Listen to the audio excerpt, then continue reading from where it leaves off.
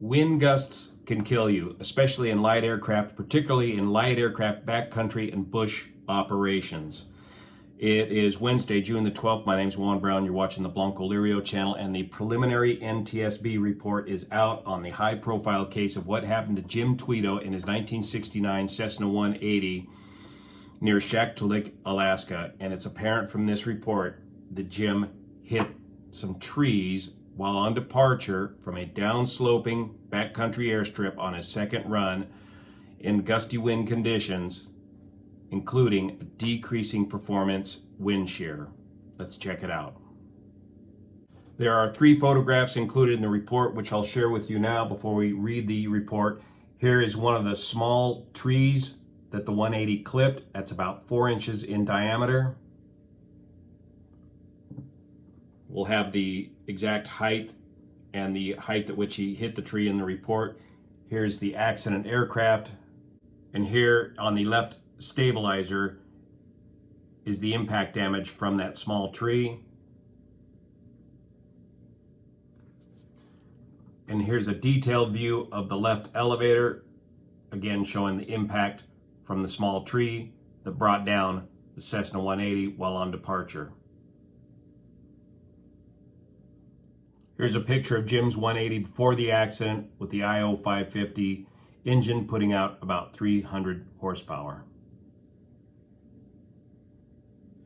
For conditions at the time of the accident, they used the Shaktoolik Airport conditions some 23 miles away from the accident site, and it's only 23-foot elevation there at the airport, but they show a temperature of 12 degrees, an altimeter of 29 or 65, giving you an almost standard day density altitude, good visibility, good ceiling, winds gusting out of the north up to 15 knots. So I'm going to read straight from the report. You can follow along on the link below. The accident occurred on June 16th of this year, 11:35 local, 2 fatal. Remember, the other fatality was Shane Reynolds from Idaho, a well-known and well-revered guide out of Idaho. On June 16th, 2023, about 11:35 Alaska Daylight Time, a Cessna 180H, November 91361, was substantially damaged when it was involved in an accident near Shaktoolik, Alaska. The passenger and pilot were fatally injured. It was operating under a Part 135 charter on-demand flight. The airplane was operated by Golden Eagle Outfitters, Inc. in support of a remote bear hunting excursion. 2 hunting guides were waiting on a remote off-airport mountain ridgeline airstrip near their camp to be picked up and flown to Unalakleet after the hunting trip. An hour before the accident, the pilot had departed with 2 hunters/clients and told the guides he would be back to pick them up. When the pilot returned, he boarded one of the guides and some of the gear, then arranged to return for the other guide and the remaining gear. So he's splitting the load up. He's got 4 guys and gear to carry out of there. On the first load, first thing in the morning, he takes 2 of the guides and some of the gear, and now he's going to split up the remaining amount of load. The guide who witnessed the accident stated the winds were gusting and changing a lot, and increased during the hour they waited for the pilot's return. He stated that he had flown with the pilot many times and had witnessed the pilot perform takeoffs and landings from this airstrip many times. So this was not a new airstrip. This was not an airstrip that Jim couldn't normally get in and get out of under normal conditions. The airstrip was about 750 feet long and situated atop of a downsloping rock and grass covered ridgeline. The airplane normally landed uphill on about a 060 heading to the east, and then departed the opposite direction downhill on about a 240 heading. During previous departures, after takeoff, the airplane would dip below the airstrip off of the departure end, then climb back into view out of the valley. So the way I read that report, it looks to me something like this. And this is pretty common in backcountry flying, is to have a sloped runway on the side of a mountain. By the way, the elevation around here looks to be about 1,500 to 2,000 feet high at the very highest. So with these temperatures, the density altitude would not be much of a factor. But when you've got these sloping runways in the backcountry, you are forced to land uphill and take off downhill regardless of what the winds are doing. But this day, with the winds gusting out of the north, you are encountering a quartering tailwind and potential decreasing performance wind shear. Also, too, a wind out of the north on a runway that slopes down to the west is going to produce downdrafts or downsloping winds.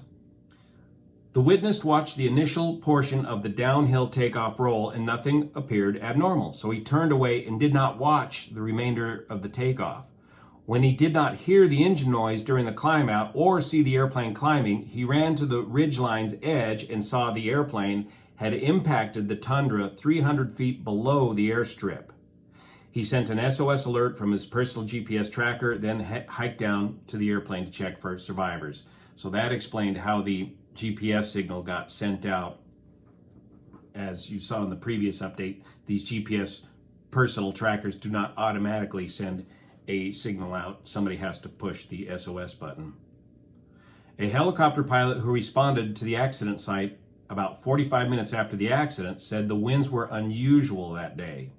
Winds were variable, gusting 10 to 12 knots from the north, then calmed, and then gusted 5 knots from the south, and then the pattern repeated. These gusting winds changing 180 degrees is where you get your wind shear. Examination of the airstrip revealed a small cluster of trees. Now, this is kind of hard for me to understand the way this is written, getting the lay of the land here. Examination of the airstrip revealed a small cluster of trees about 2/3 of the distance from the departure end of the runway's left edge and downslope. One tree, only 12 feet tall, one 12-foot tree about 4 inches in diameter, was fractured about 4 feet from its base. The separated portion of the tree was found next to its trunk and displayed fragments of red paint that matched the accident airplane's paint color. And that's this tree right here.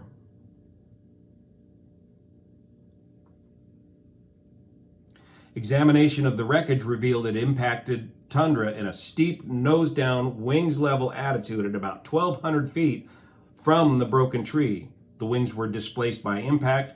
The right wing leading edge was uniformly crushed along its span. The upper and lower wing skins were crushed aft in compression. Flight control continuity was established through several breaks in the flight control surfaces. All breaks and separations were consistent with impact and overstress failure. In other words, the control continuity was established and does not appear to be a factor in the accident. The engine was separated from the airframe and came to a rest inverted behind the left wing. The propeller hub was fractured and the propeller blades were separated from the hub, indicating preliminarily that the engine was producing power. The right horizontal stabilizer and elevator did not exhibit leading edge impact signatures, and the elevator remained attached.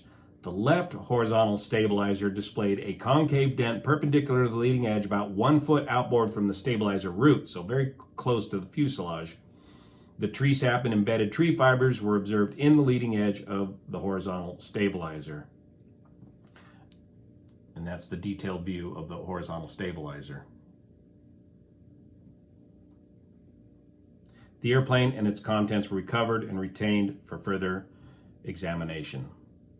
So again, with the way this report's written, I'm not real clear exactly where the location of these trees are. This will all become much clearer in the final report.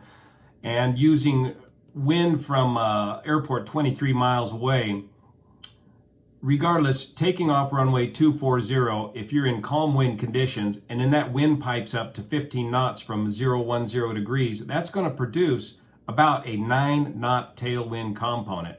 And of course, he's forced to take off downhill because you can't outrun the mountain and take off uphill into the wind. You've got to take off downhill. And from that amount of wind shear, remember, the aircraft cannot react quick enough to these wind shear conditions. It's going to lose performance and most likely get pushed off of center line towards those trees and lose altitude. That shoved the airplane through those small trees, and then with all that energy and that tailwind coming down off that mountain produced a fatal crash at the bottom of the valley. So wind gusts can kill you in these light aircraft. Those of us that enjoy doing some backcountry flying for recreational purposes, this is why we normally like to be down and tied down by 11 o'clock in the morning, and we just simply don't go up in these windy conditions. But as a very experienced bush pilot who does this for a living, he's compelled to get his clients out of there, and he's very familiar with this airstrip. He's been in there many times before, but he just pushed it one time too hard this time. We look forward to the final NTSB report and get some of these ambiguities cleared up. Thank you so much for your support of this channel, especially the folks over on Patreon that make this content possible. See you here.